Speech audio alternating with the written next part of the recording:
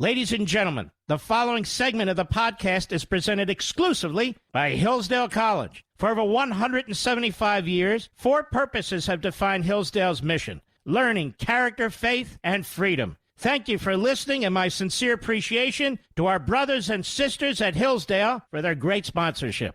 He's here. He's here. Now, broadcasting from the underground command post, deep in the bowels of a hidden bunker, somewhere under the brick and steel of a nondescript building, we've once again made contact with our leader, Mark Levin. Hello, America. I'm Mark Levin. Our number is 877-381-3811, 877-381-3811. American Marxism is on the rise. Merrick Garland, the Attorney General of the United States, is now using the Department of Justice's Criminal Division, National Security Division, Civil Rights Division, Executive Office for U.S. Attorneys, Federal Bureau of Investigation, Community Relations Service, and Office of Justice Programs. He's using all of them to unleash against parents and taxpayers in local communities who are protesting local school boards. I challenge anyone to tell us the federal authority that this Attorney General and the rest of his band of reprobates has to interfere in local school boards, to nationalize school board meetings. Local police officers and school board security officers are in charge of keeping the peace in township and community school board meetings. Not the Federal Bureau of Investigation, not the Criminal Division of the Justice Department, not the Civil Rights Division, not the U.S. Attorney's Office, and on and on and on. Let alone the National Security Division. They have decided, ladies and gentlemen, that those of you who protest are domestic terrorists. Are domestic terrorists. The letter from the National School Board Association, in my view, was an inside job. They wrote this letter to the President of the United States, Joe Biden, on September 29, and 5 days later, including the weekend, we get a memo from the Attorney General of the United States, dated yesterday, to the Director of the FBI, the Director of the Executive Office of U.S. Attorneys, the Assistant Attorney General Criminal Division. It states, in recent months, there's been a disturbing spike in harassment, intimidation, and threats of violence against school administrators, board members, teachers, and staff who participate in the vital work of running our nation's public schools. While spirited debate about policy matters is protected under our Constitution, that protection does not extend to threats of violence or efforts to intimidate individuals based on their views. To intimidate individuals based on their views. What does that mean? It means nothing. There's no federal law that says, quote unquote, you can't intimidate individuals based on their views. It's done all the time. That's exactly why Media Matters has been set up. That's exactly why all these crazy-ass left-wing groups are chasing down politicians. Intimidate individuals based on their views. What does that mean? Threats of violence. If there's a threat of violence, first of all, what does that mean? There are threats of violence, and then there are threats of violence. And if there are threats of violence, state and local law is what addresses it, not federal law. It goes on, threats against public servants are not only illegal, they run counter to our nation's core values. Oh, here's a threat to a public official. You're so pathetic, I'm going to make sure that you never serve on this board again. Now, what does that mean? That means I'm trying to defeat them at the election, right? No. You're threatening to harm them. Those who dedicate their time and energy to ensuring that our children receive a proper education, well, they're not. in a safe environment deserve to be able to do their work without fear for their safety. Fear for their safety? Fear for their safety? Maybe Mr. Garland ought to go into the inner cities of our country and ask teachers if they fear for their safety. In many cases from their students, these crime-ridden schools. It's not the protesters that they have to fear for their safety. The department takes these incidents seriously and is committed to using its authority and resources. It has no authority to discourage these threats, identify them when they occur, and prosecute them when appropriate. In the coming days, the department will announce a series of measures designed to address the rise in criminal conduct directed towards school personnel. There isn't a rise in criminal conduct directed at school personnel. There are parents and taxpayers who are furious with the way their children are being abused, with genderism, with racism, with anti-capitalism, with anti-Americanism. This is what happens when a Department of Justice at the top levels is populated with radical kooks. Coordination and partnership with local law enforcement is critical to implementing these measures for the benefit of our nation's nearly 14,000 public school districts. 14,000 public school districts. They give a little over a dozen examples of what they're talking about, none of which is a federal offense.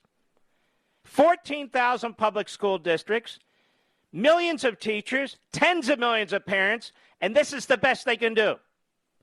I am directing the FBI, working with each U.S. attorney, to convene meetings with federal, state, local, tribunal, territorial leaders in each federal judicial district within 30 days of the issuance of this memorandum. No local police force should meet with these people. None. This is the same Department of Justice that is federalizing local police officers and undermining local police officers. These meetings will facilitate the discussion of strategies for addressing threats against school administrators, board members, teachers, and staff. Will open dedicated lines of communication for threat reporting, assessment, and response. So in other words, if any school board member, any educational bureaucrat, any teacher, anybody, any staff member thinks they're being quote-unquote threatened, there's going to be a hotline. And so they'll send the FBI out to interview the parents. They'll send the FBI out. You know what this reminds me of? The East German Stasi. Of the East German Stasi. The department is steadfast in its commitment to protect all people in the United States from violence. No, you're not. The murder rate's through the roof. You haven't done a damn thing about it. You're not at all. The border's wide open. You haven't done a damn thing about that. Violence, threats of other forms of intimidation and harassment. Intimidation and harassment. The purpose of this is clear. It is clear. It is to send fear through our communities all over the country. Fear through parents, fear through taxpayers. To suppress your First Amendment right of free speech and assembly. To suppress your right to question your elected representatives. It is undermining your right to protest.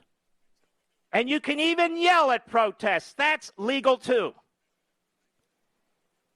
The fact that the United States Department of Justice, under this clown, Merrick Garland, has decided to intervene to effectively nationalize school board meetings because they got a set-up letter from this left-wing National School Board Association is a threat to this republic. Because if they succeed, we have then ceded our classrooms and our children's education to the Democrat Party, to the NEA and the AFT, the teachers' unions, and to all the freaks and frauds and their ideologies that they push on our students. No say on what's in the textbooks. No say about what's in training. No say about what goes on in the classroom. Because you are a persona non grata. You are considered a threat because one phone call away to calling in federal authorities to question you because one of the educational bureaucrats feels threatened. More people should show up at school board meetings than ever before. Nonviolent. Remember Gandhi. Nonviolent. But yes, expressing yourselves. Expressing yourselves. More people should show up than ever before. Peacefully. Nonviolently. Unlike Antifa. Unlike Black Lives Matter. Unlike all the other nutjob groups on the Marxist left that have done severe damage to our cities. This is clearly intended to threaten you. To threaten you. Talk about intimidation and threats. That's what this is. The federal government has absolutely no legal authority, none, to be monitoring any of this, to be involved in any of this. Period. This is totalitarianism. That is exactly what it is. That's what it is. Christopher Rufo of the Manhattan Institute, senior fellow, has been on top of this for years. And if it wasn't for his tweet, I wouldn't even have seen this memo. He'll be on in just a moment. We'll be right back. Mark Levin.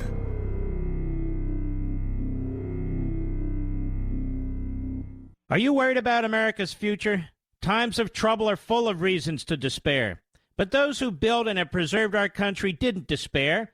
And if we're going to do our part, we need to draw on the books, the history, and the ideas that gave our forefathers and mothers strength and inspiration. Hillsdale College was founded in 1844 to teach these things, and it teaches them still today. The great news is that we can all study these things along with Hillsdale College professors right in our homes. Through Hillsdale's free online courses, we can study the history of our civilization, the wisdom of ancient and Judeo-Christian philosophers, and the writings of Shakespeare and Mark Twain. We can reacquaint ourselves with our Constitution. We can learn how the Constitution has been undermined, and more importantly, how it can be recovered. My friends, as we fight in defense of family, faith, and freedom, let us draw on the best of the past with Hillsdale's guidance to save the greatest nation on earth.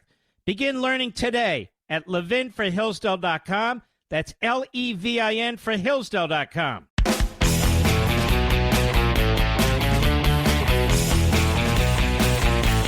Chris Rufo, senior fellow, Manhattan Institute. He's been on top of this critical race theory issue for years. Chris, thank you for all that you've done and all that you're doing. You know, this National School Board Association letter, I was an old school board member when I was 19 or 20 years old. This board represents nobody. This looks like an inside job. They write a letter on the 29th with all these allegations, of very few examples, to the President of the United States, and then within 5 days, the Department of Justice issues this Stasi-like memo. What do you make of this? Yeah, I think it's absolutely clear from the timing and also the context that school board officials, as well as the National Teachers Union, including Randy Weingarten and the NEA, which represent millions of public school teachers, they're starting to lose the argument about critical race theory, about masking in schools. And so they realize that they have to take more heavy-handed measures. So they reached out to their longtime partners, people who are willing to do their bidding in the Biden administration. And you see immediate compliance and then immediate celebration from the School Board Association president, from the National Teachers Union president. This is a very clear politicization of the Justice Department, of the FBI, of the Office of the Attorney General, to send a very clear signal. If you're protesting against the authorities in your local area, we're going to monitor you, we're going to suppress you, we're going to chill your speech and your very basic rights of speech and assembly. I think it's very concerning, and I'm glad that people are starting to take notice and push back. You know, Chris Rufo, I don't know of any federal basis for the Department of Justice to be involved in this at all, do you? Yeah, I don't. And Senator Hawley from Missouri asked the Department of Justice point blank, is there any precedent for the FBI to intervene in local school boards? And the Department of Justice admitted that there's not. But there's even really a deeper problem here, that if you look at the justification or the pretext for these aggressive actions, I actually looked through every example cited by the School Board Association. They only produced one example of actual physical violence, an aggravated battery in Illinois, which is condemnable. You shouldn't be conducting aggravated battery against anyone, but it's hardly the pretext for turning dissent at school board meetings into domestic terrorism. And they're actually being very clear with their intentions. They said, we want to now prosecute school board dissent as domestic terrorism using the Patriot Act. This is a brazen, unconstitutional, and frankly outrageous abuse. I'm shocked that it's gone this far, this fast. You know, when you tweeted this out, my wife sent it to me. First, I didn't believe it. I said, is this a fake tweet? And we went back and looked. My God, it's not a fake tweet. This is unbelievable. I just want the American people to understand how far this goes. This is saying that if you appear at a local school board meeting and you protest, and one of the individuals you're protesting, the school board or teacher or staff or so, feels intimidated, there's going to be a hotline for that person to call federal authorities, and they may well send the FBI or somebody to interview you. Isn't that right? That's how I read this. Yeah, I think if you read between the lines, that's absolutely right. This is a suppression tactic. They're taking a false pretext that there is kind of mass violence at school board meetings, which has not been proven. It's absolutely false, and using it to basically cast the net. And they're saying that this is a federal, state, local, tribal, and territorial coalition of every law enforcement agency in this country, covering all 14,000 local school districts. They're usurping local control, and they're going to assert federal authority into every nook and cranny. And then school board officials, union officials, can then report it to the FBI, who could be knocking on your door. And that's the message they're sending. They're taking the January 6th political strategy and now trying to apply it to more and more areas of American life. And we know full well the thugs that run these teachers' unions, my words, because in my view that's what they are. They are certainly capable of calling in federal law enforcement against parent organizations, even monitoring parent organizations. Are you able to hold on till after the break, Chris? Yes. All right, we'll be right back with Christopher Rufo. And I'm like a Doberman. I'm not going to let this go. We'll be right back.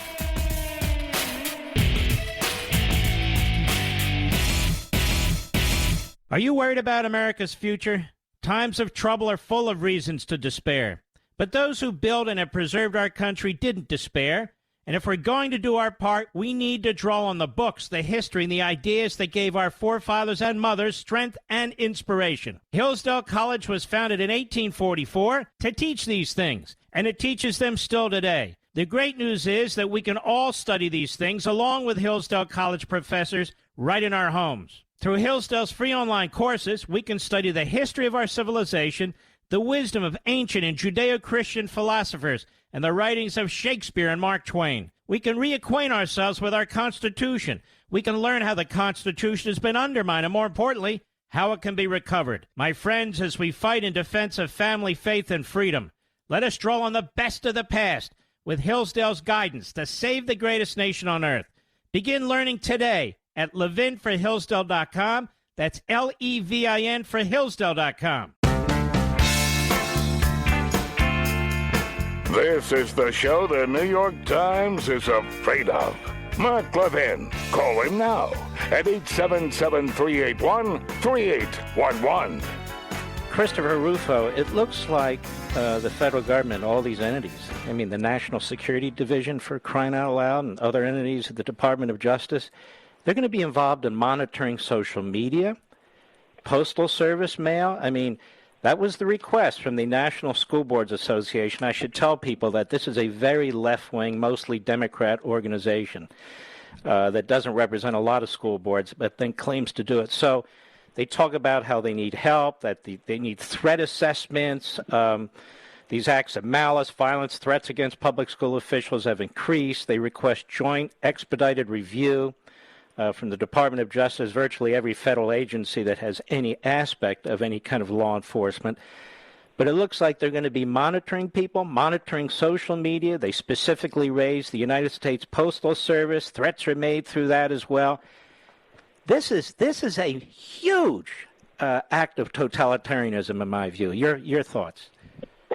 I think that it's important to understand how the narrative has progressed. And if you look at the history of this fight over critical race theory, the left has always struggled to accurately define and then inaccurately define its opposition.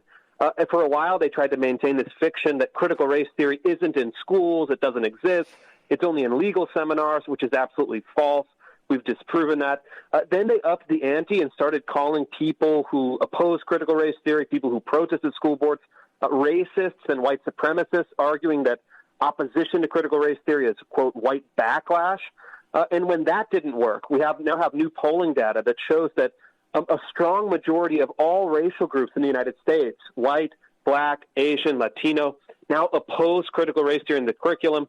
They've decisively lost the argument on the merits, so they're going and escalating one step further to this domestic terrorism label, which they're now trying to paint on parents and hardworking people all over this country. And that's a crucial twist, because calling someone a racist undermines their moral credibility and allows you to attack them on moral grounds. But now calling them a domestic terrorist actually turns that person into a criminal, and then you can use the apparatus of the state to destroy that person not only morally, but physically, through interrogation, through incarceration, through arrest, through persecution. And they're setting the table for that. We'll see if they actually go all the way, but it is deeply concerning at this early stage. So the parents out there and the taxpayers out there, what do you recommend they do?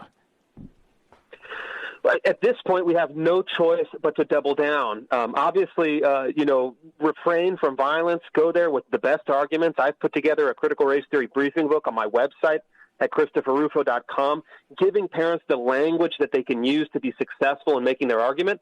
But we have to double down. You can't be intimidated by the federal government. You can't be intimidated by the administration.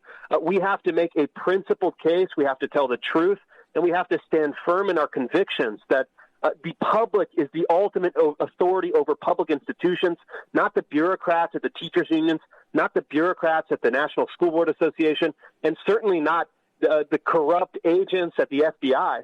The parents and American citizens have to reassert the very basic premise of our republic, that the voters, that the taxpayers, the families are in control of our institutions, because if we lose that, we lose everything. And I just hope that people are now inspired to redouble their efforts and get out there, because this is our country, this is the fate of our kids, and nothing is more important in our country right now. And if we fail here, Christopher Rufo, at the local level, we will never have a say in what goes on in schools, period, ever. The unions, the Democrat Party, the educational bureaucrats, they'll determine everything.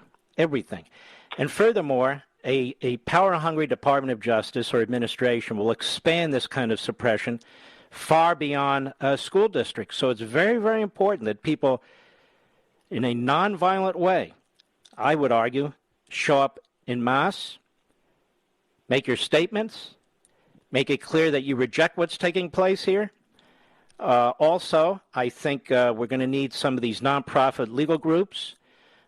Should the federal government intervene to challenge them immediately and to take them to court and to defend parents and so forth and taxpayers here? But on a bigger scale, Christopher Rufo, is it not amazing to you that the Democrat Party is utterly silent about all of this? It is amazing in one sense, but it's not amazing in another, because they're able to play this political shell game where they have seemingly neutral institutions, formerly well-respected institutions, do their bidding for them. They don't have to get their hands dirty. And as you suggested, the goal here is to federalize education, is to create literally, in the memo that released by the Attorney General, a federalized coalition of law enforcement, FBI, federal agents to now police the speech and assembly of parents in all of our 14,000 local school districts. It can't be left to stand It is a deep threat to our system of federalism and local control. And the end game is clear. The Biden administration's Secretary of Education said it last week, said parents should not be the primary stakeholders in their children's education. They want to replace parents with federal bureaucrats. That's the end game. That's what we have to stop. That's what's at stake. What is your website if people want to check it out? The website is ChristopherRufo.com, and if you scroll down, you can read the Critical Race Theory Briefing Book. It's a free resource showing parents and elected officials exactly what's happening in the schools and giving them the language that they need to make a good argument at their local school boards. Mr. Producer, put those on Getter and Parler for me, please. Put his website, Christopher Rufo's website. All right, keep up the fight. We're going to continue to monitor this ourselves. Thank you very much. All right. Thank you, Mark. All right. Take care of yourself. Unbelievable what's taking place here, America. I don't care what party you're in. This should concern you enormously, what's taking place here. I want you to listen to this. Here's Senator Hawley at the hearing today. The Deputy Attorney General of the United States, Lisa Monaco, happened to be present. Cut 7, go. Is parents waiting sometimes for hours to speak at a local school board meeting to express concerns about critical race theory or the masking of their students, particularly young children?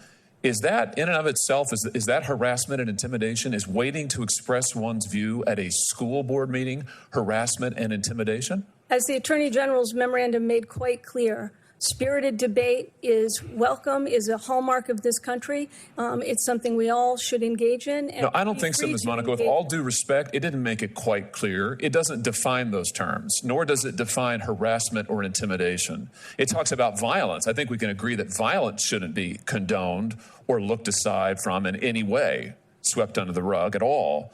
But harassment and intimidation, what did those terms mean in the context of a local school board meeting? I mean, this seems to, in the First Amendment context, we talk about the chill to speech. If this isn't a deliberate attempt to chill parents from showing up at school board meetings for their elected school boards, I don't know what is. I mean, I'm not aware of anything like this in American history. We're talking about the FBI. You're using the FBI to intervene in school board meetings. That's extraordinary. Senator, I have to respectfully disagree. That is not what... Point me to an instance. The Attorney General's memorandum made quite clear that violence is not appropriate. Spirited public debate on a whole range of issues is absolutely what this country is all about. Then why is it being investigated by the FBI? It is not. When and if any situation turns to violence, then that is the appropriate role of law enforcement. That's not what the memo says. You're a liar. I'm disgusted with all of you. You're a liar. While spirited debate about policy matters is protected under the Constitution, that protection does not extend to threats of violence or efforts to intimidate individuals based on their views. That doesn't say when and if any situation turns to violence, then it's appropriate role of law enforcement to address it. It goes well beyond that. And you're going into threat assessments, which means you're going to monitor people's social media. You're going to monitor the social media of parents groups that are trying, taxpayer groups that are trying to push back against the left and the unions and critical race theory. You're a liar, Monaco. Absolute liar. It's much broader than that. That's number one. Number two, if there's a situation where there's violence, that's local law enforcement's jurisdiction. The Federal Bureau of Investigation has no such jurisdiction. None. These are not federal buildings. These are local and state facilities. Everything related to these schools, state facilities, local taxpayers. The Department of Justice has no role whatsoever. It may try and concoct one, but it has none. Cut 8, go. All I can say is this is truly extraordinary. I think you know it is. It's unprecedented. You can't point to a single instance where anything like this has happened before. And I think parents across this country are going to be stunned to learn, stunned, that if they show up at a local school board meeting, by the way, where they have the right to appear and be heard, where they have the right to say something about their children's education, where they have the right to vote, and you are attempting to intimidate them. You are attempting to silence them. You are attempting to interfere with their rights as parents and, yes, with their rights as voters. This is wrong. This is dangerous. And I cannot believe that an Attorney General of the United States is engaging in this kind of conduct. And frankly, I can't believe that you are sitting here today defending it. I intend to get answers to these questions. You won't answer my questions. I'm going to get answers to these questions. Mr. Chairman, we need to have a hearing on this subject. We need to hear from the Attorney General himself. He needs to come here, take the oath, sit there, and answer questions. We have never seen anything like this before in our country's history. And frankly, I want to say I think it is a dangerous, dangerous precedent. He's excellent and right on, Senator Hawley. This is like the East German Stasi. And this guy, Merrick Garland, pretended to be a moderate. When Obama nominated him, you knew he was no moderate. He is a radical, like every other senior person in every senior position in this Department of Injustice. And when we come back, I will give you additional thoughts on what I think we, the people, should do. I'll be right back. Mark Levin.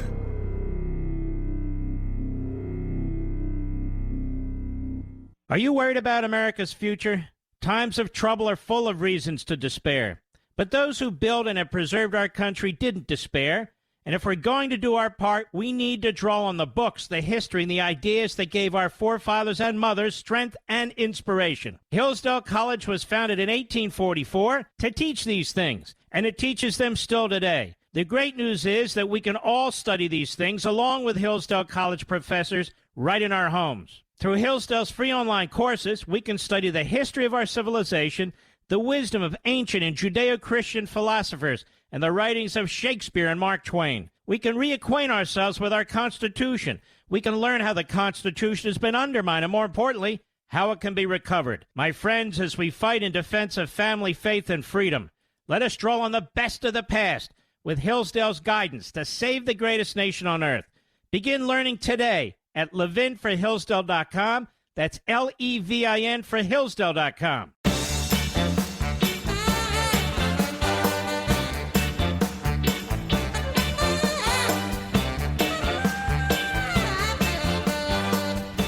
This book, American Marxism, was more prescient and more on point than I originally thought when I completed it. But you're surrounded by this. And if you look at the final chapter, chapter 7, and you look specifically on page 254, and those of you who have the audio, you understand, and those of you who don't have it, I would strongly suggest you get it and pass it to as many of your neighbors as possible. This is truly a turning point. I point out in every school district in America, local committees of patriotic community activists must organize, as some are already doing. Among other things, they should get involved in virtually every aspect of local public education. We can no longer leave the education of our children and the well-being of our community to the so-called professionals. As we've learned, especially since the pandemic, the educational bureaucracy does not have the best interests of our children as their top priority, and consequences for such inattention are disastrous. What shall be done? Number one, the community committee should ensure that members attend every school board meeting to make certain that the public's interests and that of the students are being served, not the monopoly interests of the teachers' unions, Marxist activists, and other special interests. By this, I mean hundreds of patriot activists showing up and being heard at every school board meeting throughout the year. The classrooms and schools must be taken back by the community. Number two, the furtive nature and practices of local school systems must come to an end. Community committees should examine classroom curriculum, textbooks, teacher training, and seminar materials, the teacher's contract with the school district, and school budgets. Where there's resistance by the school boards or school administrations to providing transparency, which is likely, activists should use local and state freedom of information procedures and other legal tools to gain the information. Persistence is key. If necessary, seek the services of a local lawyer in the community who's willing to voluntarily assist in assessing the information. While it may be necessary to approach national legal groups for help, the goal here is to create a permanent local presence and voice of community committees in your school system to counter and monitor the school boards, educational bureaucrats, and unions that have had free run and total control over education up to this point. Number three, Community committees should insist that contracts with teachers' unions prevent teachers from using classrooms and abusing academic freedom to proselytize or indoctrinate students about CRT, critical gender theory, or other movements within the Marxist orbit that have suddenly been imposed on our students. No more brainwashing of your children with racist hate and contempt for their country. Teachers are paid to teach, and by teach we mean objective, factual, scientific, mathematical learning. More school administrators should be on notice that you expect them to ensure that the teachers they oversee and the content of course curriculum are appropriate. For example, students should be taught history as written by real historians, not the widely condemned and discredited 1619 Project, which is CRT pablum. If they're incapable or unwilling to run a tight ship in this regard, they should be removed. Number 4, private attorneys and legal groups are joining together in lawsuits against CRT training and teaching in public schools, arguing discrimination on the basis of race and color, in addition to sex, gender, and religion, in violation of Civil Rights Act of 1964, Title VI, and Title IX of the Education Amendments of 1972, and the creation of a hostile educational environment based on compelled discriminatory speech and the perpetuation of racial stereotypes. Community committees, parents, groups, and other patriot activists should file their own lawsuits against as many school systems as possible that practice and oppose CRT racism and other Marxist-related ideologies. The Legal Insurrection website, founded and operated by Professor William Jacobson, provides some helpful resources, and I provide that information. Parents Defending Education is one of several grassroots organizations, and I provide that link. Number 5. In states where there are friendly legislatures and governors, community committees should urge them to pass laws preventing the indoctrination of students and training of teachers in the ideologies of the various Marxist-related organizations. Some states, but not nearly enough, have passed such laws. American patriots should demand that state law requires schools to teach students civics, the foundational principles, and the Declaration of Independence and Constitution. School systems receive significant state funds. This is another way to hold them to account. Now, I will continue after the top of the hour with a few more items that I have here. In other words, we need to muscle up with legal groups, muscle up with local lawyers. When we go to school board meetings, we should conduct ourselves appropriately, but we should not be intimidated at all. And I would argue that the local lawyers in some of these conservative and libertarian and just education legal groups ought to be thinking of ways to preemptively attack in court the Department of Justice and what the Department of Justice is doing. This is clearly an assault on freedom of speech, freedom of association, and federalism. The federal government has no authority whatsoever in any of these school board meetings.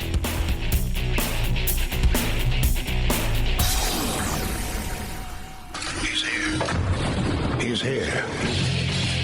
Now, broadcasting from the underground command post, deep in the bowels of a hidden bunker, somewhere under the brick and steel of a nondescript building, we've once again made contact with our leader, Mark Levin. Hello, America. Mark Levin here. Our number, 877-381-3811, 877-381-3811. You know what this reminds me of to some extent, but it's worse? Remember when Obama's, of course, he had clean hands. Remember when Obama's IRS went after the Tea Party? Remember when the IRS was used to try and blunt the Tea Party? Well, now they're using even more power. The Department of Justice and all its sub-entities to target parents and taxpayers in local communities. What's being done here, ladies and gentlemen, is beyond imagination. This is clearly Marxism. This is clearly federal law enforcement doing the dirty work of the Democrat Party and the teachers' unions, the superintendents and the educational bureaucrats, not to mention the school boards. They have absolutely no federal authority to do any of this, even as they try and hatch some kind of argument. They're going to monitor social media. I'm telling you what they're going to do. They're going to look at flyers that are handed out. That's essentially what this letter provides. How else do you do a threat assessment? They're going to have a hotline so any teacher union member or teacher union boss or school board member or whomever can call and say, I feel threatened. That's all they have to say. I feel threatened. Then the full force of the feds will drop on your heads. We're losing this country. And we're losing our local school systems. They're out in the open now. You have candidates like Terry McAuliffe literally running for governor saying, you parents out there and you taxpayers out there, you have no say in your school systems. That should infuriate every parent and every taxpayer in the state of Virginia and every other part of this country. Whether you're black or brown or yellow or white or red, whatever you are, that should infuriate you that you have no say in how your child is to be educated in a system that you pay for with your own property taxes.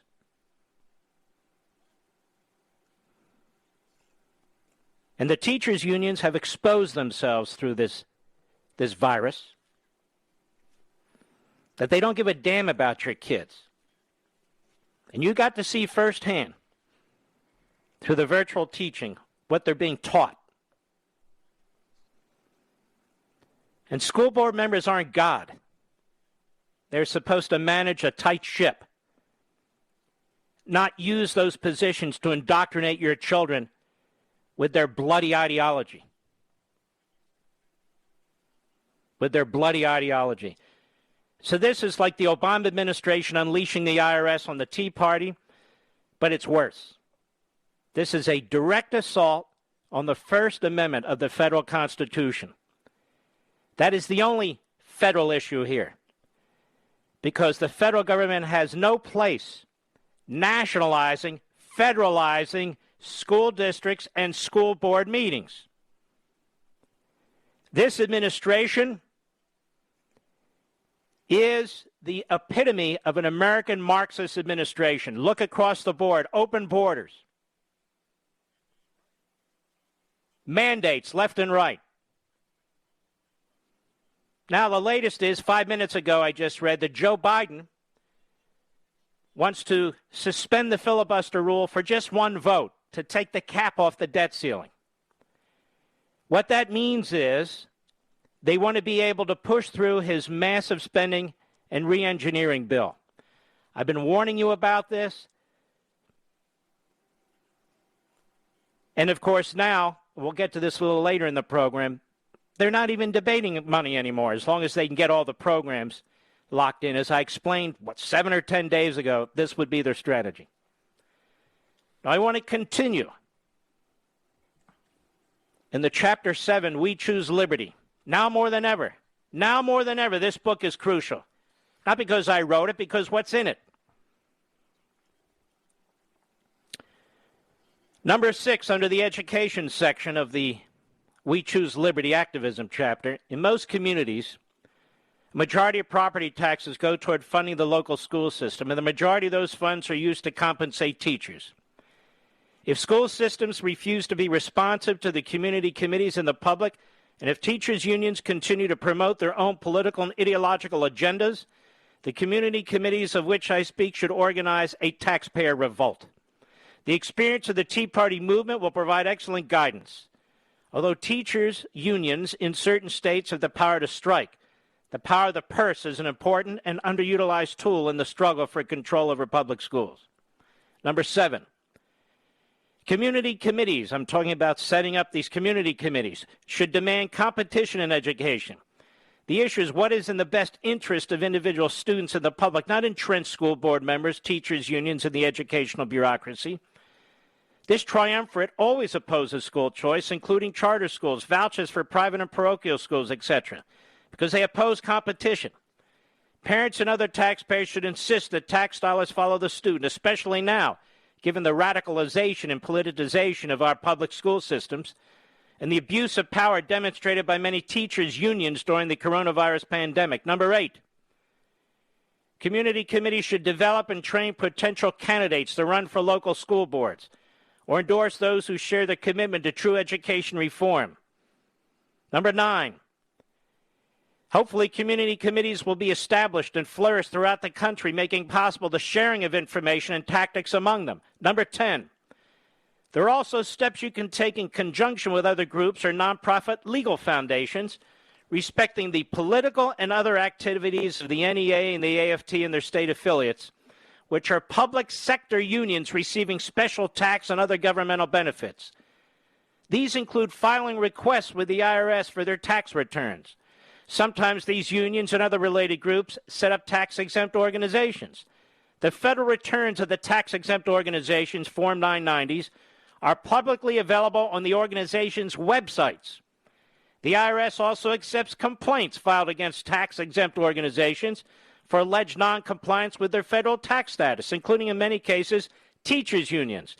And information can be found, and I provide you with the link to the IRS forms and so forth. And you can also use the Freedom of Information Act to gather information on the contracts, on the unions, on communications between different organizations and different groups, including communications with the school board and the federal government. And that information is available in Chapter 7, too. Look, I have no doubt that I, in this book, American Marxism, are on somebody's list in one of the cavernous hallways in the bureaucracy in Washington, D.C. I get it. There's already been an effort by the New York Times that I'm far right, by the Washington Post, putting me in the same sentence as the Proud Boys. I know nothing about the Proud Boys. I got it. But I don't care. We cannot tolerate totalitarian reactions to free speech and freedom of association and peaceful protest. You know, they talk about mostly peaceful protests on the left while the riots are going on, while buildings are burning. This is what's driving you crazy. This is PoliticalInsider.com. FBI admits it doesn't track Antifa violence. FBI admits it does not track Antifa violence in a striking admission of what appears to be a massive double standard. FBI Assistant Director of Counterterrorism Timothy Langan stated in a congressional hearing last week the FBI does not track violence perpetrated by groups such as Antifa and Black Lives Matter. In the hearing entitled Confronting Violent White Supremacy, Part 6, examining the Biden administration's counterterrorism strategy. Of course, not the Black Lives Matter violence. They're a Marxist organization that part of its mission is the overthrow of our country, but that's okay. Langan stated the Bureau does not consider Antifa to be an organization and therefore does not have specific information on their activities. You believe this? Representative Nancy Mace, Republican South Carolina, asked Langan about the amount of violence that groups like Antifa and Black Lives Matter have committed in recent years, if those activities could be classified as domestic terrorism. Langan stated, well, we don't identify groups but individuals' actions. So if individuals are committing actions that would be in furtherance of anti-government or anarchist ideals, then that would fall into that category. Mason asked if Antifa would be categorized as an anarchist group in the domestic terrorism subcategory. All Langan could muster was that individuals who have associated with or identified as being part of Antifa would be classified as anarchists. But in the past, Langan has described the group as a movement. Mace went on to ask how many acts of violence or domestic terrorism Antifa had committed in the previous 2 years. Langan, a top FBI official, stated, since we don't categorize Antifa, nor do we calculate or collate information regarding Antifa, that movement. We don't have that. But we can provide you information on anarchist threats and cases in general. Langan added that there have been 75 arrests made for anti-government, anti-authority activities in the last 2 years. 75.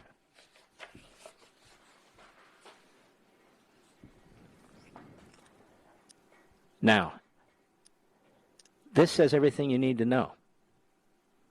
This says everything you need to know. You can see the Attorney General of the United States, what a fraud he is. And all the underlings there, the radicals that Biden nominated and the Senate confirmed. You can see how this is working. Now you know how you lose a free country. This isn't theoretical anymore. This isn't an abstraction. It's reality.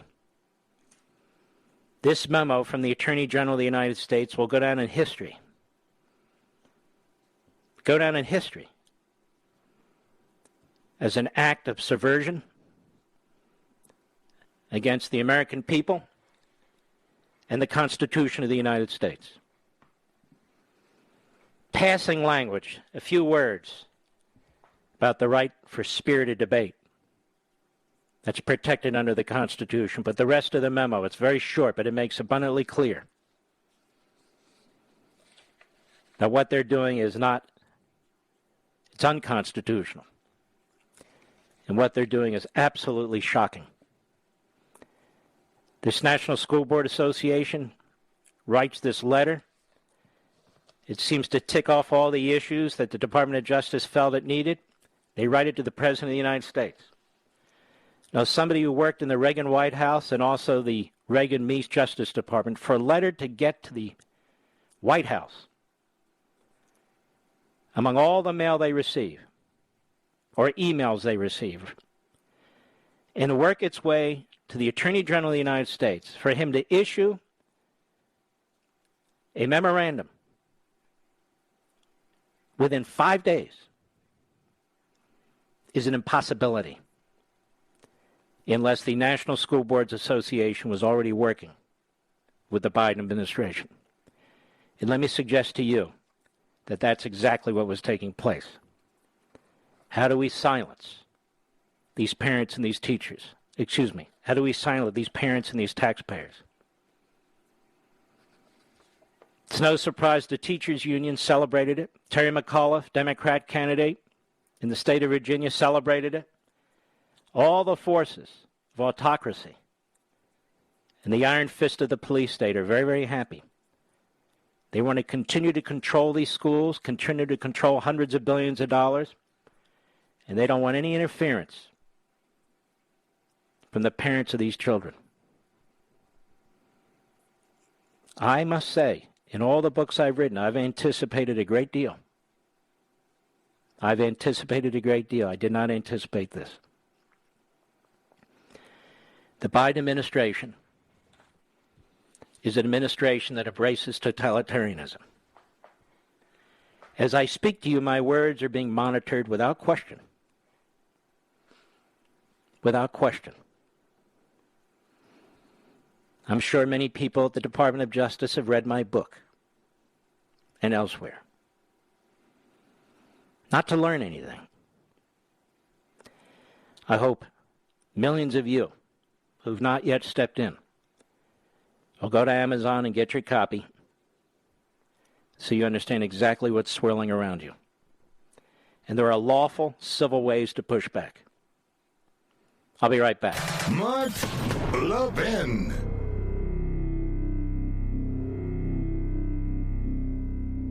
Over 2,000 of you, my listeners, made the switch from overpriced wireless carriers to Pure Talk over the past few months. We want the rest of you to join us and to see what we're talking about. If you're with AT&T and Verizon or T-Mobile, your family could save over $800 a year just by switching to Pure Talk. You get great coverage, you can keep your phone and your number, and you'll save a fortune. Pure Talk is the top-rated wireless company by Consumer Affairs with the absolute best consumer service team based right here in America. Does that sound good? Well, it gets better. Right now, get unlimited talk, text, and 6 gigs of data, just $30 a month. And if you go over on data, they don't charge you for it. They don't care. Go to puretalkusa.com and enter promo code Levin Podcast. Again, puretalkusa.com, promo code Levin, Levin Podcast. And when you do, you'll save 50% off your first month. That's puretalkusa.com, promo code ləʻvɪn podcast. Pure Talk USA, simply smarter wireless.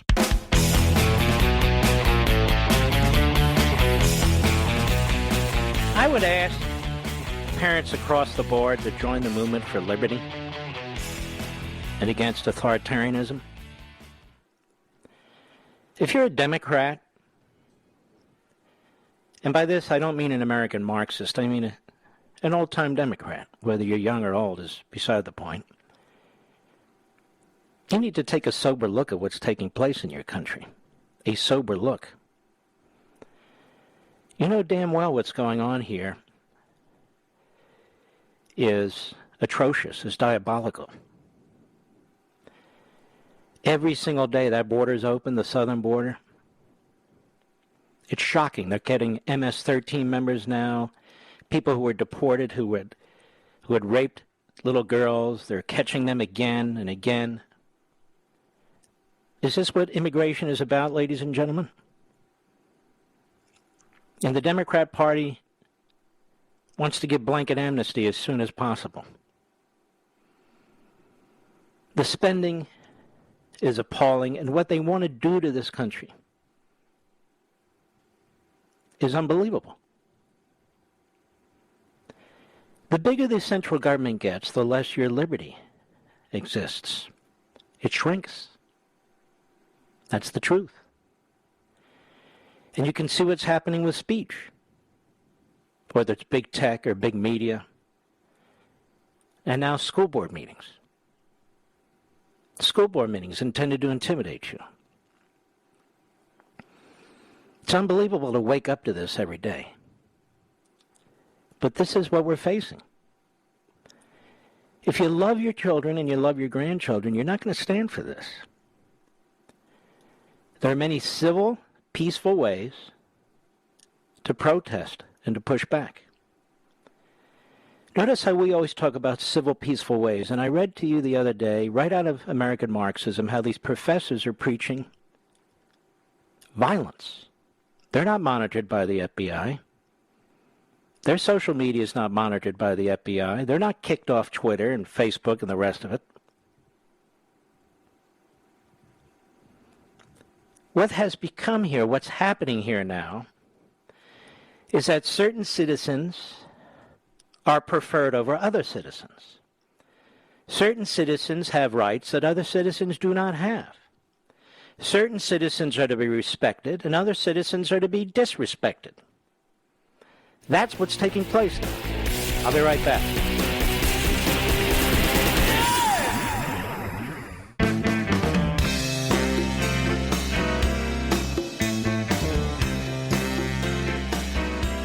The Mark Levin Show, live and national at 877-381-3811. You remember, folks, when General Milley, remember him? He was never going to comply with orders from the President of the United States should he trigger the Insurrection Act against those looting and burning our cities and beating our cops and killing people. Of course, we now know General Milley never had that authority. He has no combat control. Nonetheless, he made it clear through his various leaks he would never do that. He would view that as unconstitutional. Remember all that? So where is the director of the FBI today, Christopher Wray? Why isn't he speaking out and saying, I'm not going to participate in this. It's not only unconstitutional, it's worse.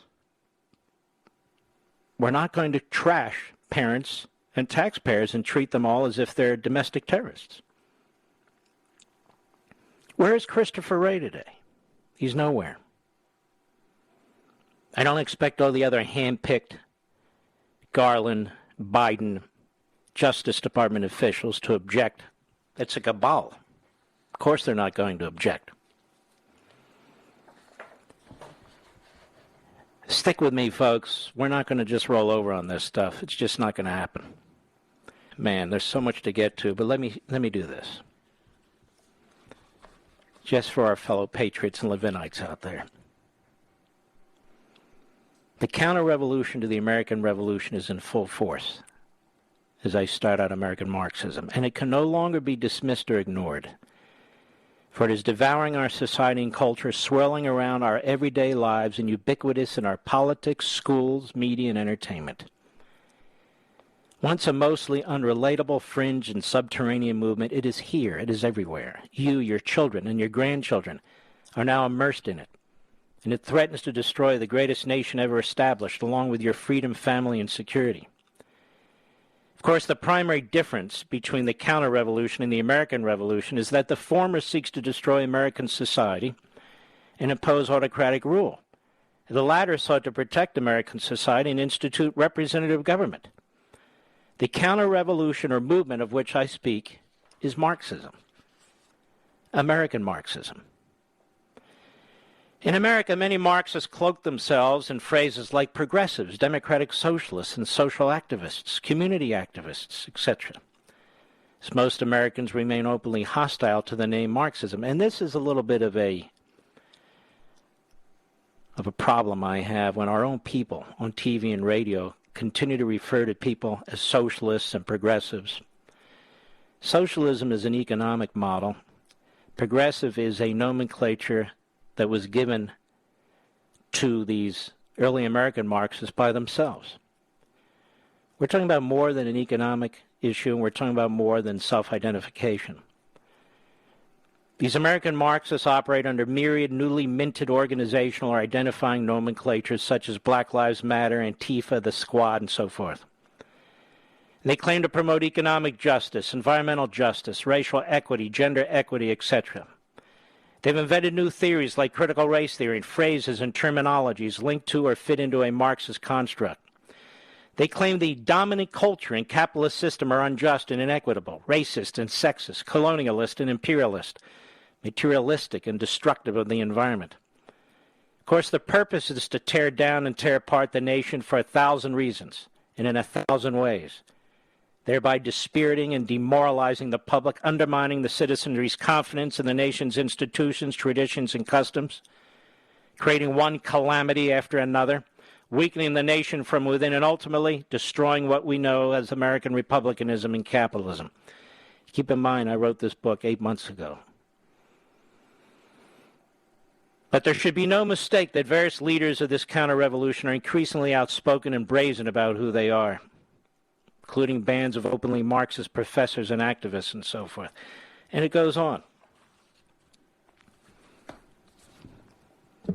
Because this is what we're dealing with.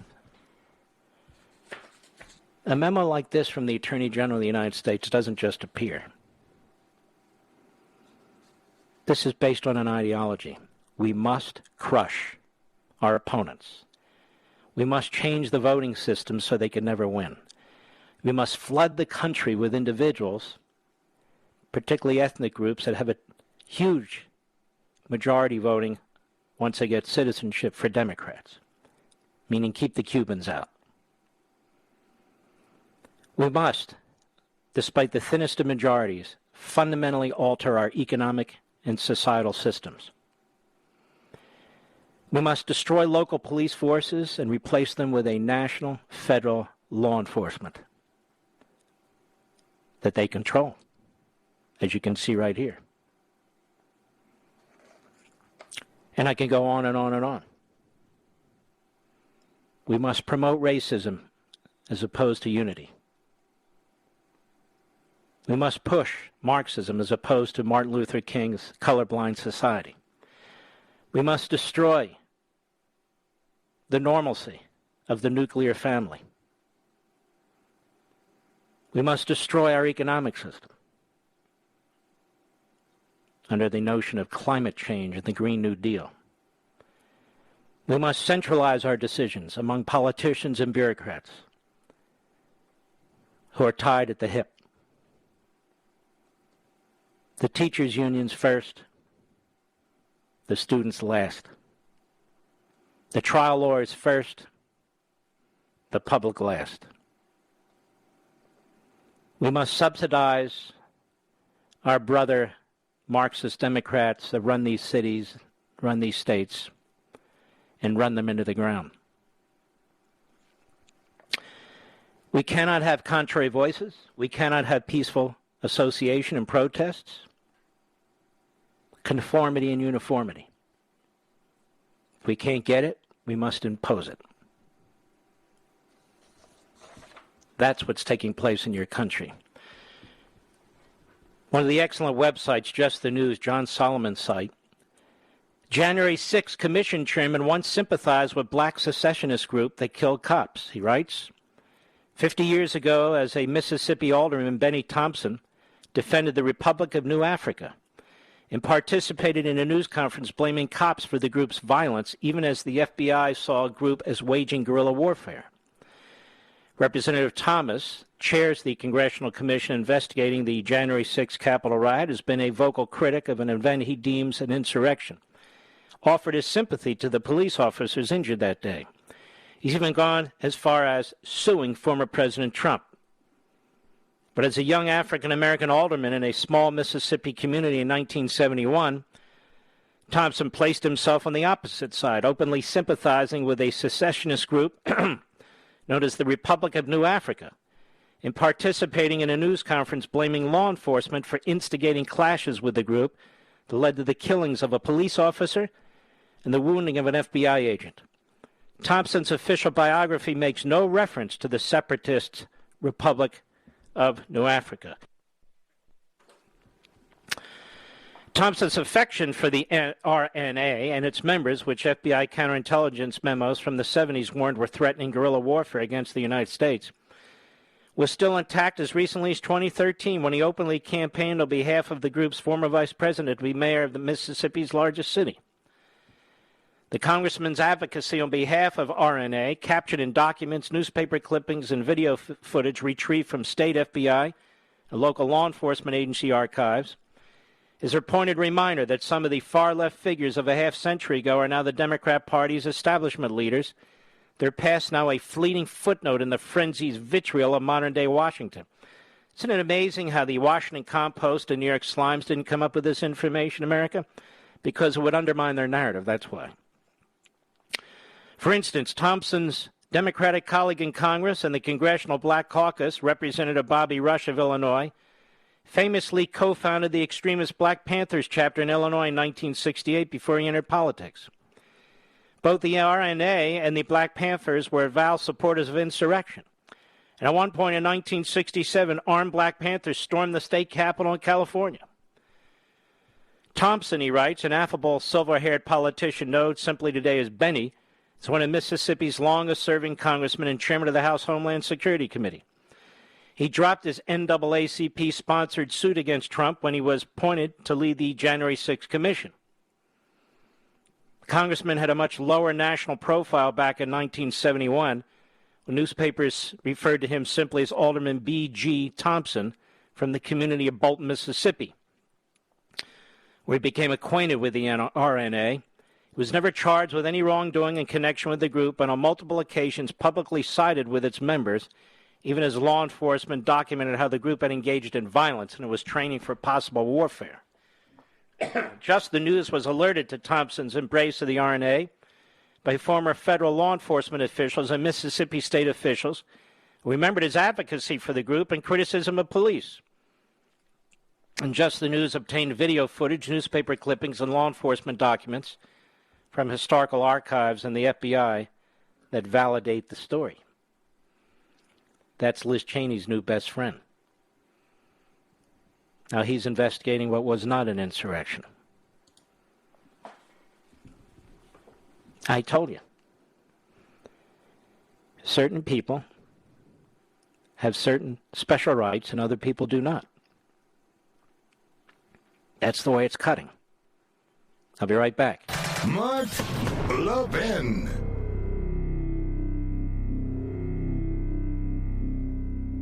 Over 2,000 of you, my listeners, made the switch from overpriced wireless carriers to Pure Talk over the past few months. We want the rest of you to join us and to see what we're talking about. If you're with AT&T and Verizon or T-Mobile, your family could save over $800 a year just by switching to Pure Talk. You get great coverage, you can keep your phone and your number, and you'll save a fortune. Pure Talk is the top-rated wireless company by Consumer Affairs with the absolute best consumer service team based right here in America. Does that sound good? Well, it gets better. Right now, get unlimited talk, text, and 6 gigs of data, just $30 a month. And if you go over on data, they don't charge you for it. They don't care. Go to puretalkusa.com and enter promo code ləʻvɪn podcast. Again, puretalkusa.com, promo code ləʻvɪn, L-E-V-I-N podcast. And when you do, you'll save 50% off your first month. That's puretalkusa.com, promo code ləʻvɪn podcast. Pure Talk USA, simply smarter wireless.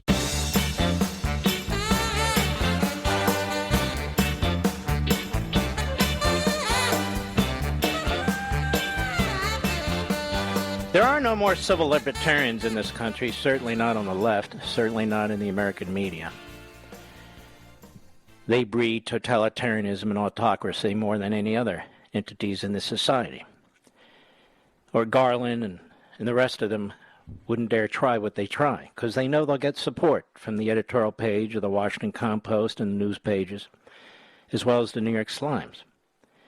They know they'll get support from CNN and MSNBC and NBC, ABC, CBS. They know all this.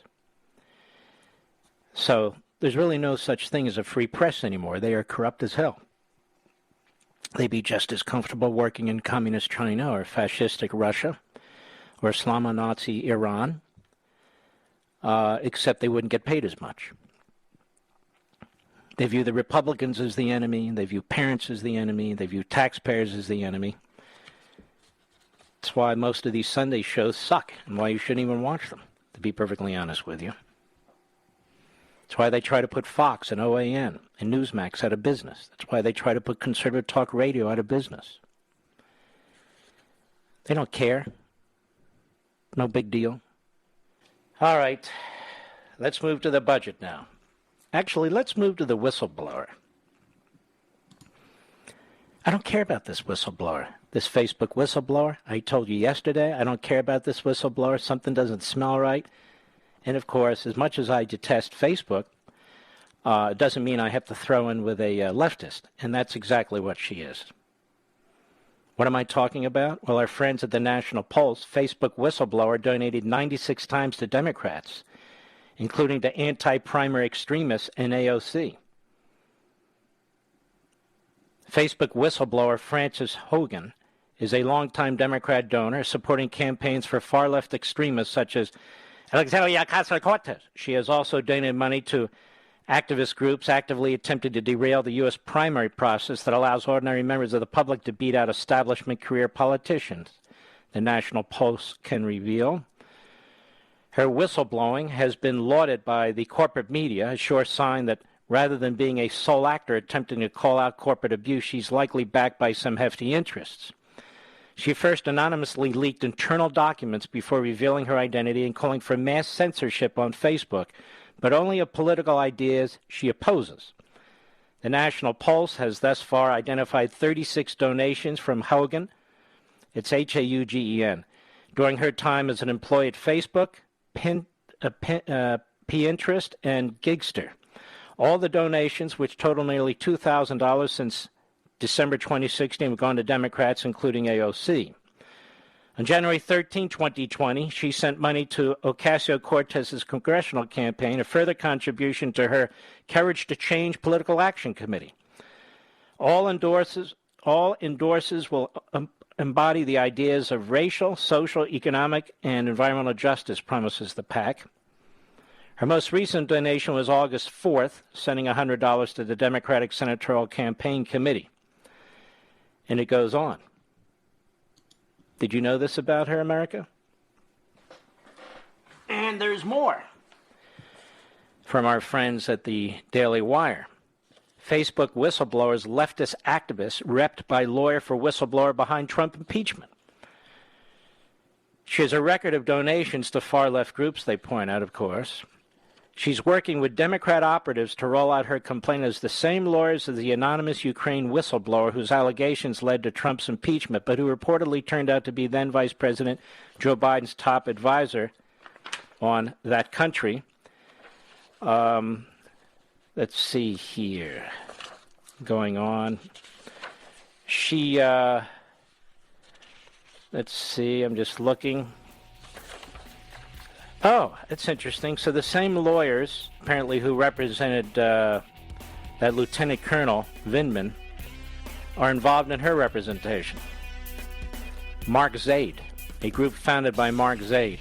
So what do I give a crap what she has to say? I think I said a pox on her and Facebook.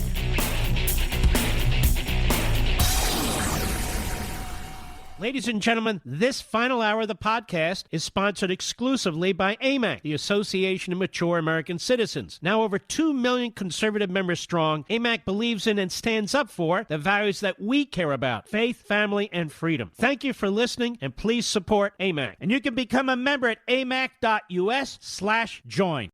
He's here. He's here. Now, broadcasting from the underground command post, deep in the bowels of a hidden bunker, somewhere under the brick and steel of a nondescript building, we've once again made contact with our leader, Mark Levin. Hello, America. Mark Levin here. Our number, 877-381-3811, 877-381-3811. One of the core aspects of this bill Biden and the Democrats are pushing is to massively increase the power of the Internal Revenue Service. Now, for people who don't pay taxes and are on the dole, that's not a big deal. But for people who do, it is a big deal, because it's intended to, again, bully, threaten, intimidate law-abiding American citizens who actually pay the freight in this country, while people on the dole get to watch and laugh. John Barrasso, at a press conference today, cut 6, go. The Republican Party is not going to allow the IRS to spy on your banking accounts. On this single topic alone, I've gotten more emails and calls in the last 3 weeks than I have on any other item over the times I've been in the United States Senate. Now, what is he talking about? Well, we've talked about now for weeks, and I've done it on television as well, and that is this. Biden is proposing that any movement of money that is $600 or more can be monitored by the Internal Revenue Service. They can try and figure out what it's for, whether it's coming into your account or going out of your account. And not just your account. It could be PayPal or Venmo or whatever it is. That the Internal Revenue Service would be empowered to trace that and to monitor that. That's not a war on billionaires, ladies and gentlemen. That's a war on you. Again, to intimidate you and control you. Go ahead. So here's what's going on. As a part of what the president is proposing with his reckless tax and spending bill, he wants to give $80 billion of additional money to the Internal Revenue Service. Janet Yellen wants to use that money, the Secretary of Treasury, to hire a whole new army of IRS agents.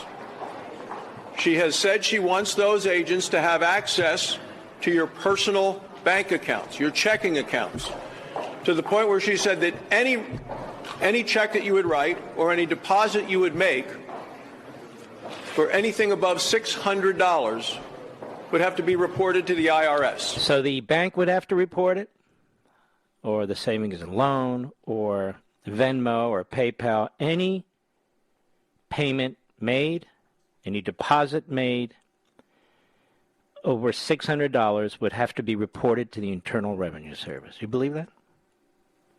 Go ahead. Their goal, of course, is to squeeze more money out of hardworking taxpayers, and they want to use that money that they squeeze out of hardworking taxpayers to pay for their big government socialist agenda. Now, number one, this is an invasion of privacy of American citizens. And number two, it turns bankers and credit unions into de facto IRS agents. And they don't want any part of it either. This is the topic that came up repeatedly when I was at the grocery stores in Wyoming this past weekend. The IRS is the most powerful and truly unresponsive or unaccountable agency of government. And they have proven they're unable to keep tax records secure. Proven it. We are not going to allow Joe Biden to give the IRS more power. We want to stop this in its tracks. I want to be able to tell cowboys in Wyoming that if they make a payment on their pickup truck or buy a saddle for their horse, they're not going to have an IRS agent along for the ride. You can see now the Republican Party is the party that is opposing the Democrat Party, and the Democrat Party is the party that's promoting flat-out tyranny and attacking your liberty and your property. Why should the government be able to monitor a $600 transaction? Why should you be reported on? They have all your health records pretty much. Why do they need to go all the way down to a $600 transaction? I ask you this.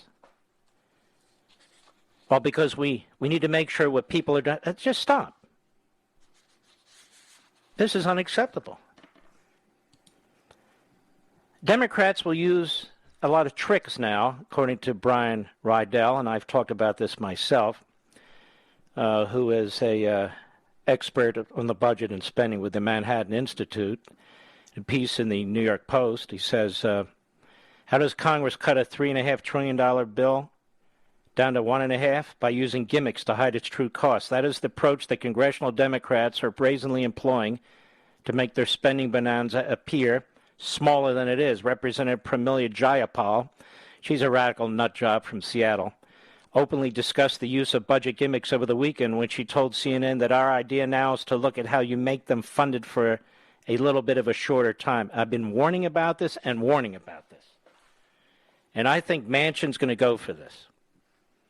I don't think he's as tough as Sinema. I hope I'm wrong.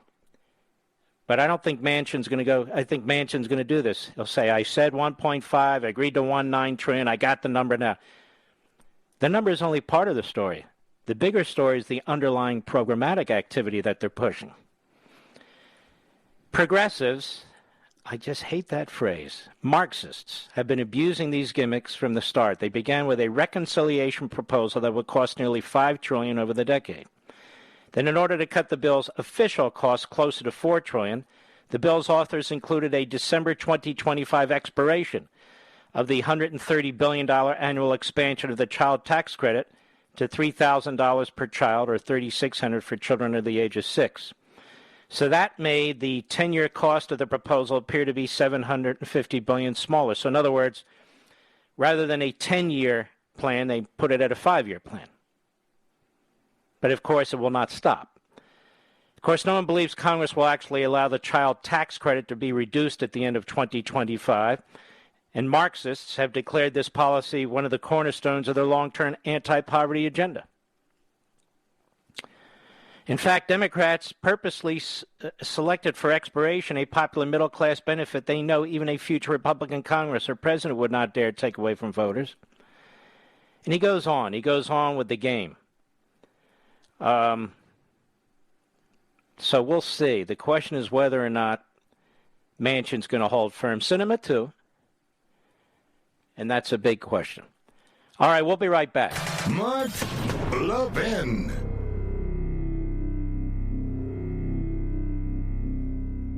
AMAC, the Association of Mature American Citizens, is one of the fastest growing organizations in America. Now over 2 million conservative members strong, and I'm one of them. AMAC believes in and stands up for the values that we constitutional conservatives care about. More than talk, AMAC fights. A full-time presence in Washington, AMAC pushes back against reckless spending, disasters like Medicare for All, and the expanding reach of the federal government. And beyond advocacy, joining AMAC gives you access to a wealth of benefits and discounts, including special member-only rates on car insurance, travel discounts, cell phone plans, and a hell of a lot more. And if that's not enough, you'll get AMAC's bi-monthly magazine, full of insightful articles on issues that matter to most of us, we conservatives. As I said, I'm an AMAC member, and you should be too. Join today at amac.us. That's amac.us.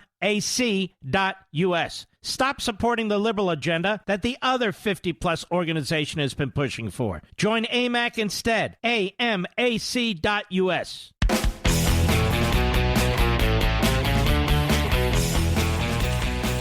Welcome back, America. You know, it's always a pleasure to have Victor Davis Hanson on the program. And he has written a fantastic book, The Dying Citizen, How Progressive Elites, Tribalism, and Globalization Are Destroying the Idea of America.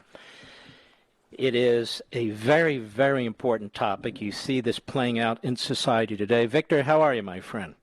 Very good, Mark. Glad to be on with you again. Thank you. It's always a pleasure. Okay. It's going to be very difficult in the time we have to really get our heads around this, but tell us what it is that you're writing about here. We're even seeing it playing out yesterday with the Attorney General's memo and so forth. Yeah, I think what I was trying to do is locate what's happening with a long history of the fragility of citizenship and how rare it is and how many opponents it has, and then trying to explain what's going on with these organic attacks on it from the bottom up, whether that's destruction of the middle class, which is so essential for citizenship, or the end of borders where you can't have citizenship without a definite protected space for custom and traditions to flourish. And then this identity politics, this idea you identify by your superficial appearance. It's always been the bane, tribalism of citizenship. And then the last half of the book is the top-down attack, whether it's the administrative state or whether it's these evolutionaries that believe human nature is changing, so the Constitution should be fluid. It's what you've written about a lot. And then globalization, or this idea we're all going to be citizens of the world and reduce our standards to the lowest common denominator of mostly illiberal states abroad. And out of that, I had a big epilogue on what had happened after I finished the manuscript in the last, from August of 2020 until March of this year. So a lot of the things that happened, I think, kind of substantiated the thesis. And part of your thesis is everything has accelerated now. Everything has accelerated. It's front and center. We're being whacked from all sides here. And it's very, very difficult for people to figure out or to focus on where this is all coming from. But you point out this has been chipping away at our society for quite some time. The Biden administration, is really the central point for all this now, isn't it? Go ahead. I didn't mean to interrupt you. No, you're right. I think what happened is, Mark, that we on the conservative traditional side were sort of naive, and we thought, well, we always have the common sense, pragmatic people, and we still do. But they insidiously got a hold of all the major institutions and influencers of opinion, whether it was social media, traditional media, K through 12, academia, entertainment, the professional sports, the boardroom of corporations, Wall Street. And we have those levers of influence now in this country that are 360 degrees. They never sleep. They're like a lidless eye. And the poor citizen, he looks around and he's getting all of these messages. You don't need a border.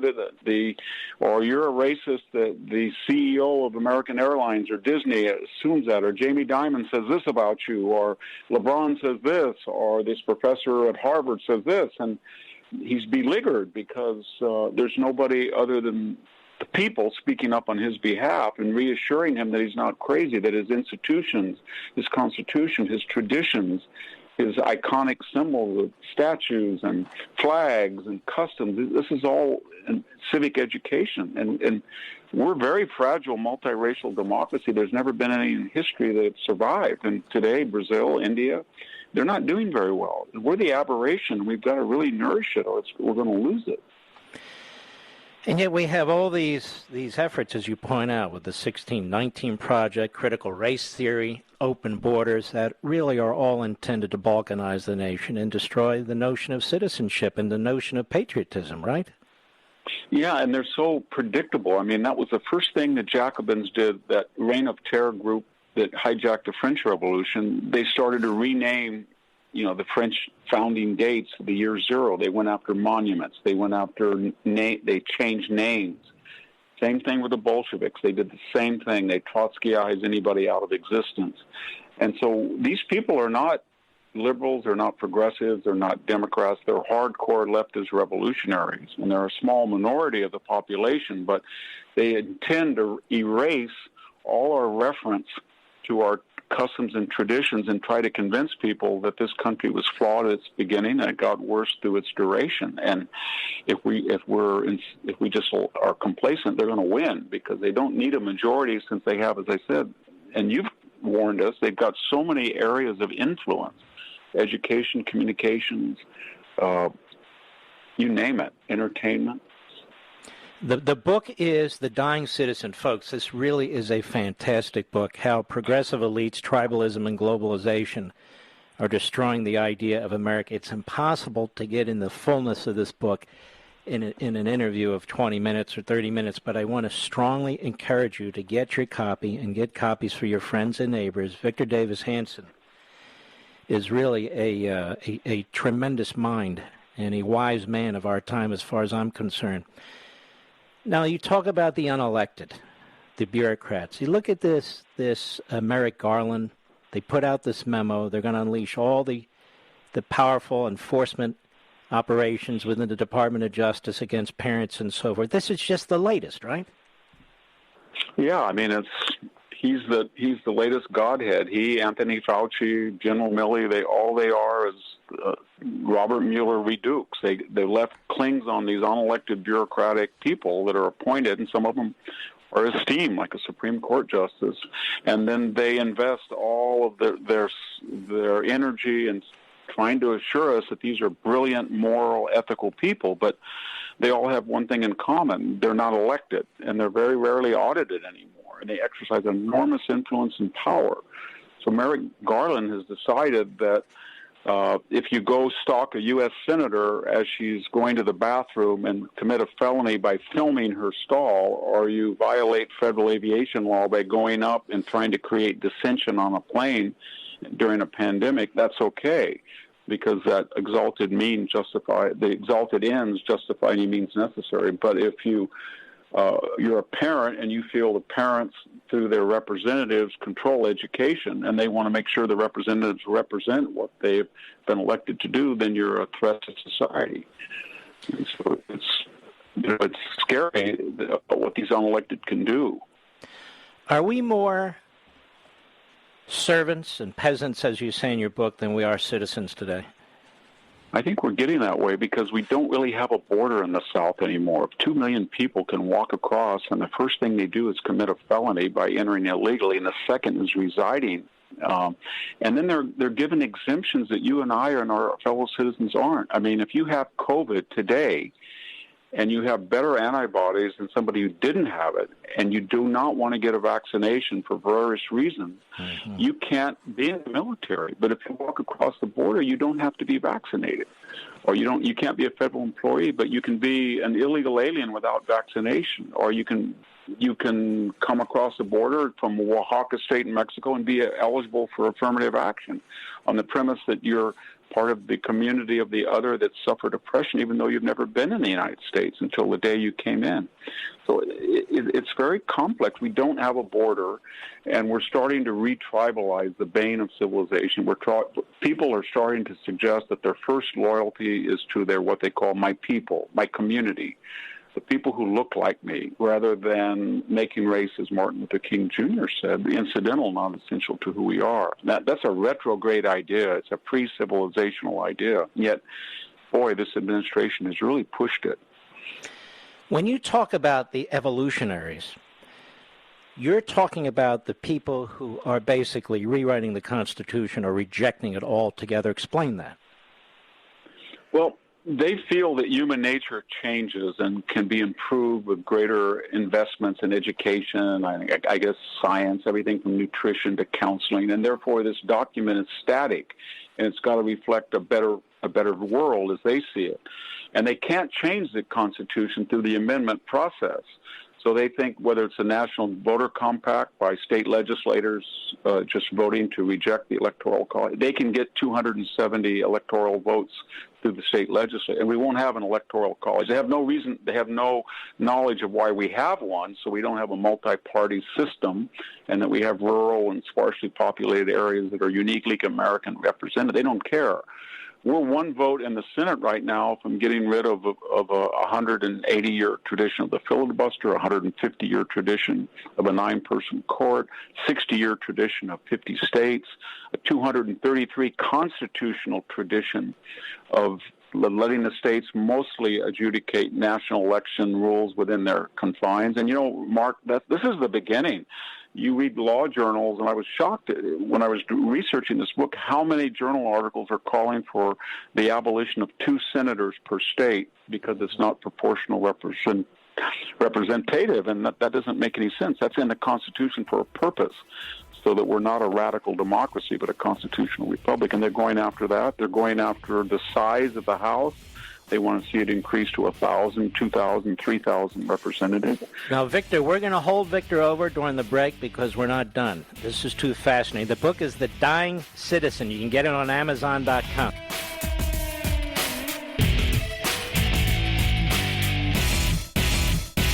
AMAC, the Association of Mature American Citizens, is one of the fastest growing organizations in America, now over 2 million conservative members strong, and I'm one of them. AMAC believes in and stands up for the values that we constitutional conservatives care about. More than talk, AMAC fights. A full-time presence in Washington, AMAC pushes back against reckless spending, disasters like Medicare for All, and the expanding reach of the federal government. And beyond advocacy, joining AMAC gives you access to a wealth of benefits and discounts, including special member-only rates on car insurance, travel discounts, cell phone plans, and a hell of a lot more. And if that's not enough, you'll get AMAC's bi-monthly magazine, full of insightful articles on issues that matter to most of us, we conservatives. As I said, I'm an AMAC member, and you should be too. Join today at amac.us. That's AMAC.us. Stop supporting the liberal agenda that the other 50-plus organization has been pushing for. Join AMAC instead. AMAC.us.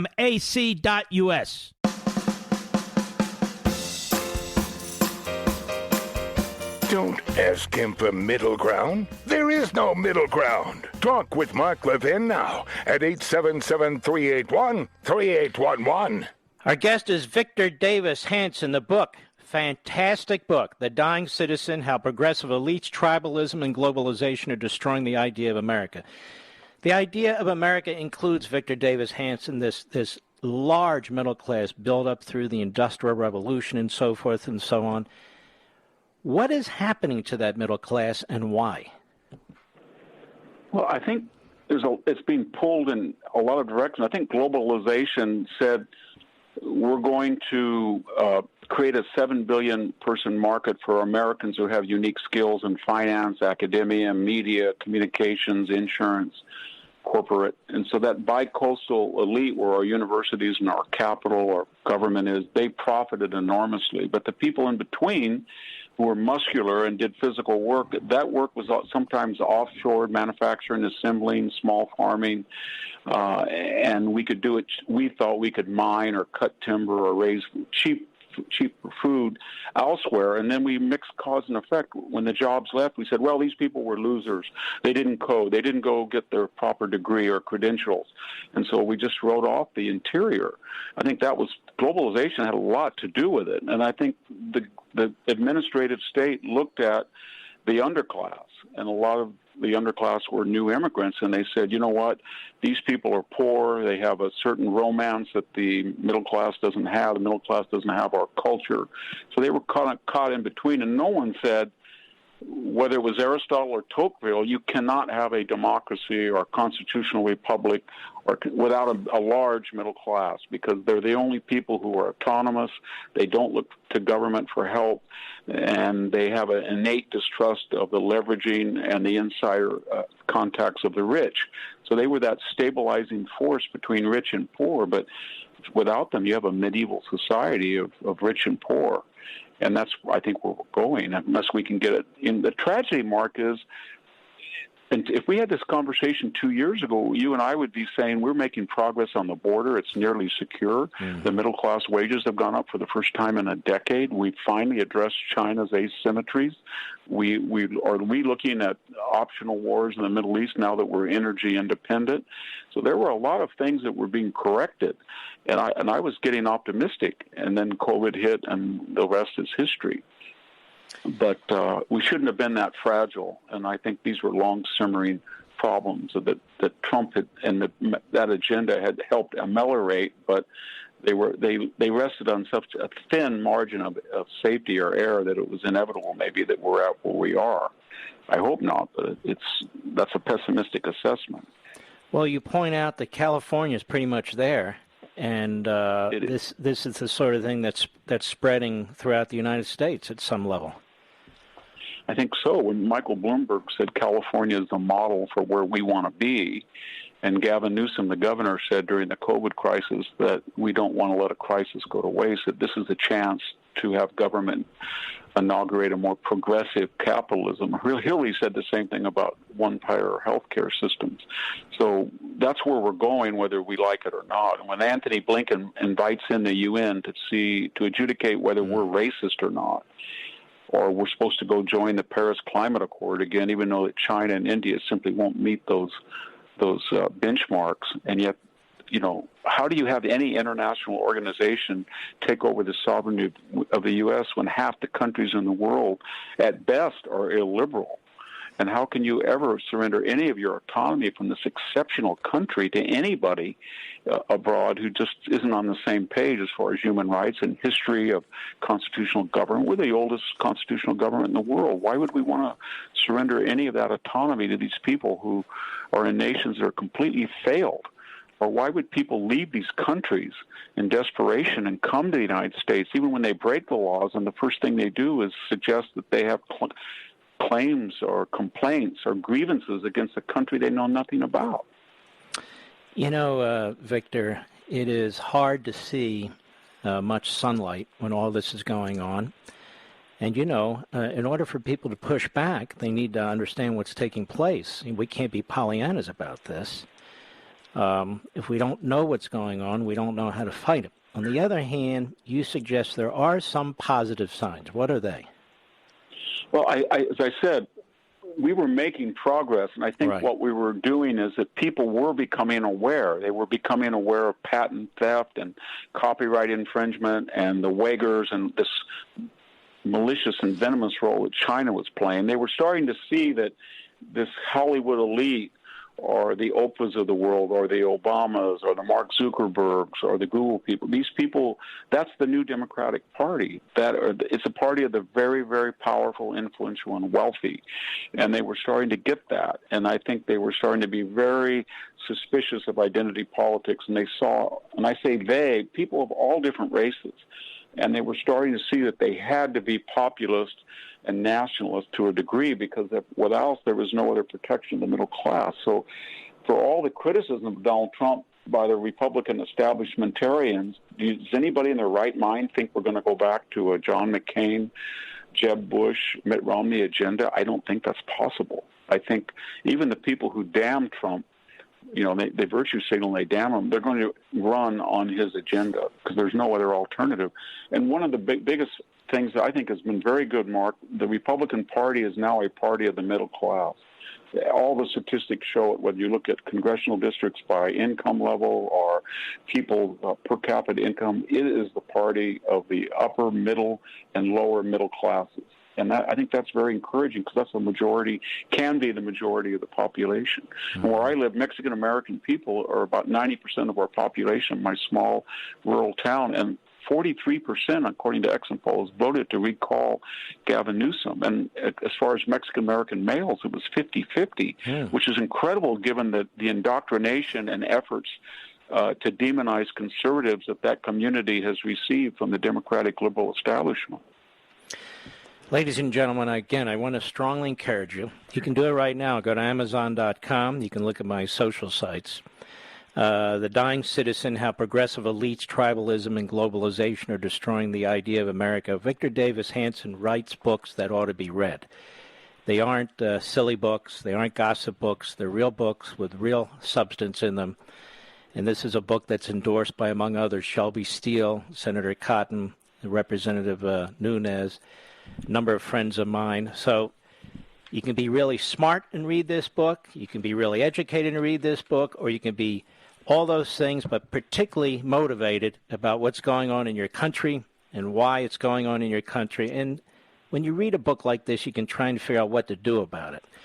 So I want to encourage you folks, The Dying Citizen, How Progressive Elites, Tribalism, and Globalization Are Destroying the Idea of America by Victor Davis Hanson. Victor, this is a significant book, and you say it took you from May to March to write it. Is that right? Did I hear that right? No, that was when I started this before the George Floyd incidents, and I was writing, more of a history, but it was kind of uncanny that when I picked these 6 topics, they became in the news every day, and so then I had to stop last year, and then I wrote a long epilogue. But I think the epilogue will show you that there's a reason why these contemporary events are happening, and they're not new, and that should give us all some reassurance that people have tried to do what the left is doing in the past, and they haven't always succeeded. There have been people who said, we're going to stop this, and they were very successful at stopping it. And I think we can too if everybody will,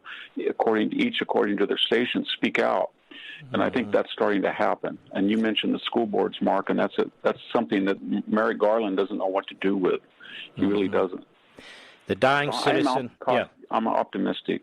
I think you are too, and I've listened to you, and I think you're equally guardedly optimistic as I am. Guardedly, because my view is I can't predict the future. Just fight like hell. No, I know it exactly. The Dying Citizen. This is one of the books you really need to read. On top of your list, folks, by Victor Davis Hanson. You can get it at Amazon.com, any major bookstore, but head over to Amazon.com. There's a lot of stupid books over there, I noticed, in the top 10 and so forth. You can blow those out and get this book instead. Victor Davis Hanson, I want to thank you very much, my friend, for all that you do for this country. The same here, Mark. Thank you. And be well.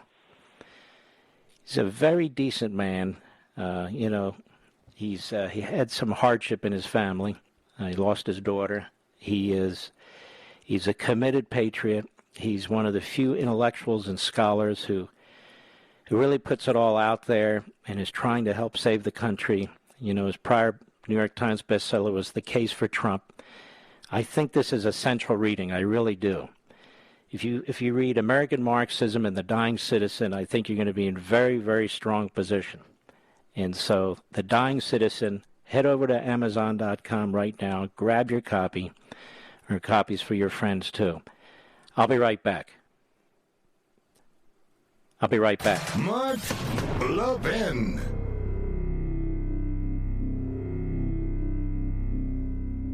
AMAC, the Association of Mature American Citizens, is one of the fastest-growing organizations in America, now over 2 million conservative members strong, and I'm one of them. AMAC believes in and stands up for the values that we constitutional conservatives care about. More than talk, AMAC fights. A full-time presence in Washington, AMAC pushes back against reckless spending, disasters like Medicare for All, and the expanding reach of the federal government. And beyond advocacy, joining AMAC gives you access to a wealth of benefits and discounts, including special member-only rates on car insurance, travel discounts, cell phone plans, and a hell of a lot more. And if that's not enough, you'll get AMAC's bi-monthly magazine, full of insightful articles on issues that matter to most of us, we conservatives. As I said, I'm an AMAC member, and you should be too. Join today at amac.us. That's AMAC.us.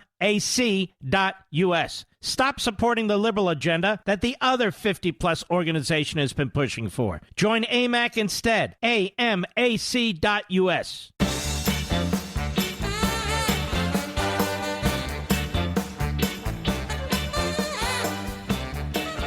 I've asked over at Fox that they reach out to the Attorney General, Merrick Garland, and invite him on my Sunday show, Life, Liberty, and Levin.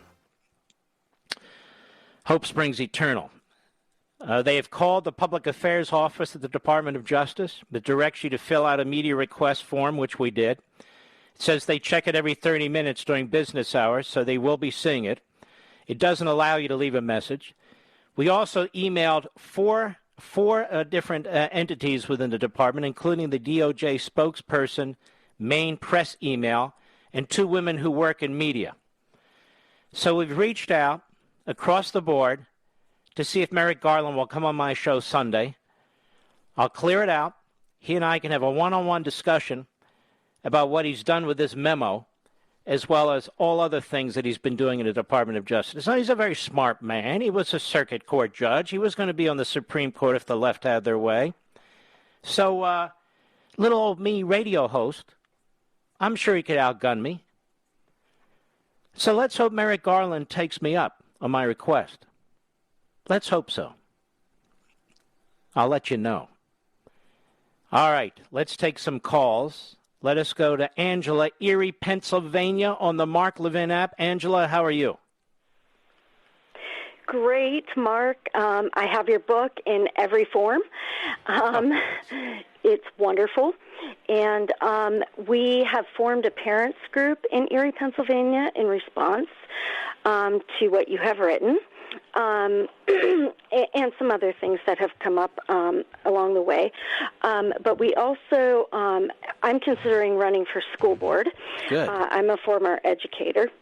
However, in speaking with some parents, especially since yesterday, we're concerned. We don't want to become targets like the people sitting in prison from January 6th. I think if you show up in large numbers and you're civil, you can still hold signs, you can still speak your minds, it should be fine. It should be fine. Because the goal here is to intimidate. But if you show up in extra large numbers and you conduct yourself in a civil way, and you can strongly object to what they're doing, oppose what they're doing, call them out on what they're doing, explain what these different Marxist movements are all about. Make sure you have people there who have iPhones who are videotaping the entire thing. More than one person. They should be videotaping the school board, videotaping security, videotaping the audience and so forth. I think you'll be fine. Okay. Still think I should do it, huh? I think, yeah, I would.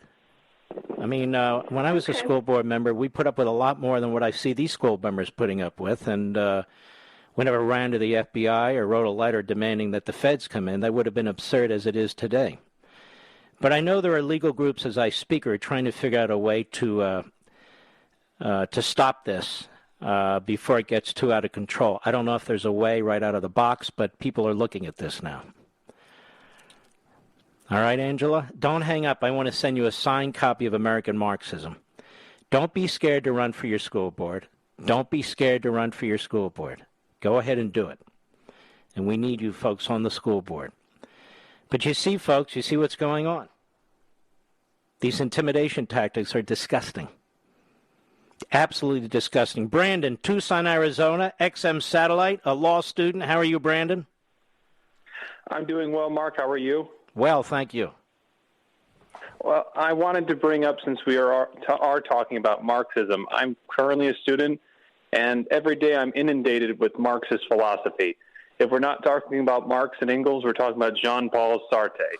And it flows out of their mouths of my professors and some of the PhD students like air. They just cite it as if it's just commonplace philosophy, and they actively berate and diminish Western philosophy from Plato to Aristotle to some of the modern philosophies. Unbelievable. And it's really demoralizing because you feel alone in this case, because if you speak out, you'll be punished. One of the students brought up that maybe we shouldn't reference Karl Marx because he equated him to, frankly, Adolf Hitler. I see no difference between communism and fascism. They result in the degradation of the individual, and millions died. And he was punished academically, and they lowered his grade, or they made sure he. Yeah. Well, Brandon, I want to send you a signed copy. Don't hang up. Well, what's troubling there is you have a Republican governor, Republican legislature, What they ought to do is claw back funds from these institutions. That's one of the things that must be done. Ladies and gentlemen, we salute our armed forces, police officers, firefighters. We do not forget our citizens in Afghanistan, ever. Stick with us, folks. Be strong, and I'll see you tomorrow.